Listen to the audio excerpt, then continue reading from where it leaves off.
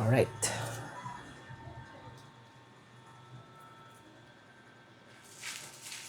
So this is the second item.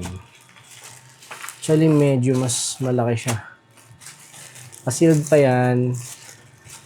Hindi pa nabubuksan. So ngayon ay buksan na natin. Para ma-check, ma-review, and malaman kung working properly yung item. Ayan. So naka-bubble wrap.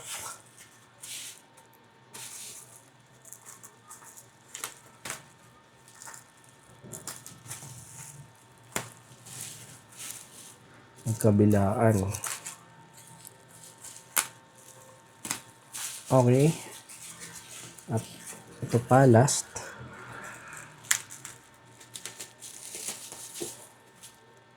Natin ito. Parang ang laki na ito ah.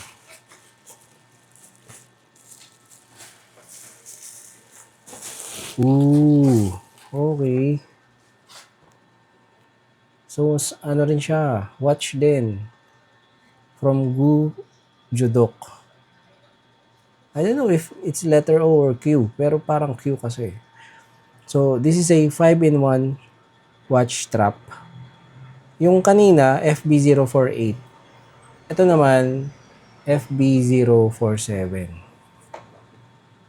So, based dito sa ganda ng kahon ah. Ganda oh. So yun, meron siyang power switch, may function button, tapos of course, the sensor at the back, tapos screen. And this time, meron siyang 260 mAh na battery capacity. Body material is alloy, compatible with iOS 9 and Android 5.0. So again, kung meron ka mga lumang phone, parang Android 9, parang pasok pa dito yung iPhone 6s ah. Ayan. Tapos Android 5, mga ano to, mga 2015 na phone. Pwede nyong gamitin to. Ayan. Tapos IP67 rating. Ayan. Mas malaki yung screen niya, 2.01 TFT.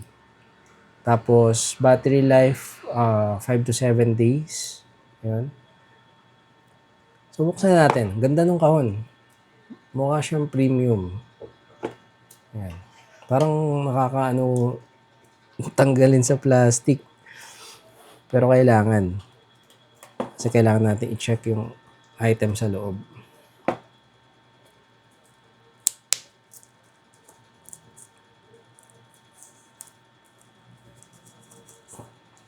Purol na ng gunting ko.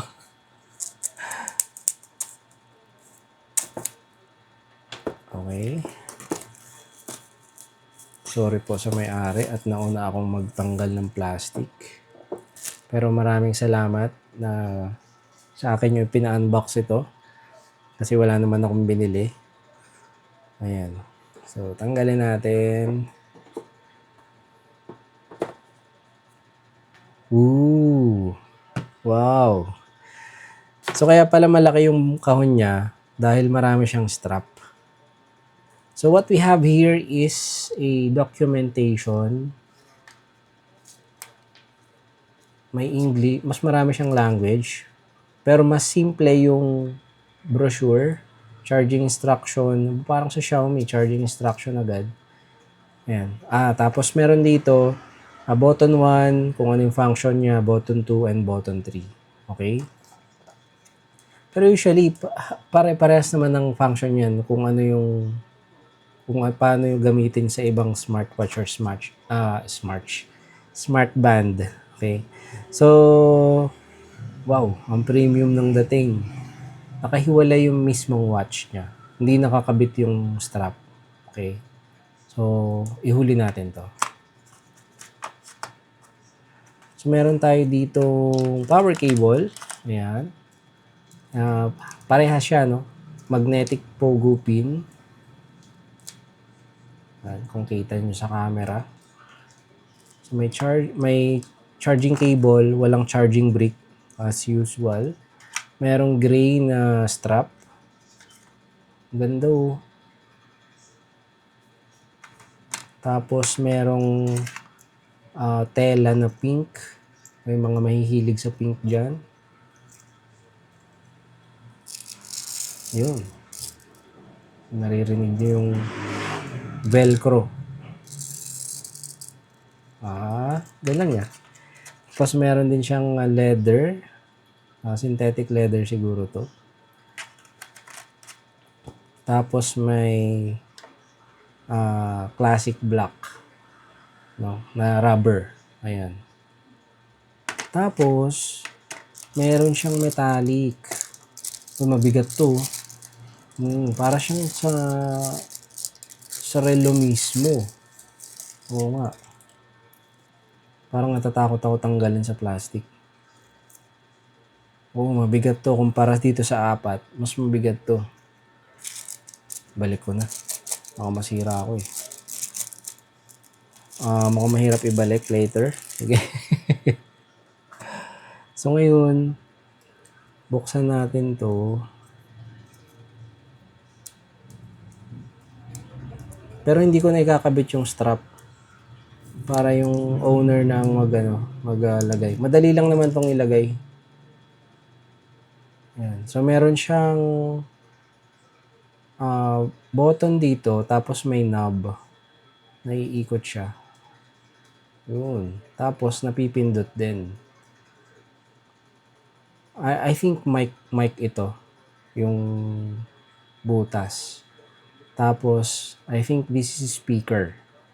Andito yung sensor niya. Andito yung charging connector. Ganda nung material oh. Tapos dito ilalagay yung strap. Okay, so try natin buksan kung may battery siya. Mukhang wala. Try natin gamitin yung sa power bank. Yun. So naka-off pala. Sorry. Ayan. So pipili ka ng language. So touchscreen din siya. Ganda. Mali ata ako na napindot. Yung sinasabi ko eh. Yung Korean nga. Okay. So, iba yung application niya. The Fit app naman. Hindi siya Fit Cloud Pro. Okay. Try natin i-search sa Android. Saan yung cellphone ko? So, try natin sa Play Store. Ano yun? The Fit app. Ito kaya yun? Mukhang ito nga. Sige, try natin. So, mabilis lang naman. Installation na. Open. Tapos, agree. Forgot na lang natin kapag ibabalik ko na sa may-ari. So, kunyari, ganyan. Next lang. Sige, enable permission, allow, enable permission while using the app. So again, para ma-maximize mo yung mga ganitong device, is allow nyo yung mga nire-request nyo.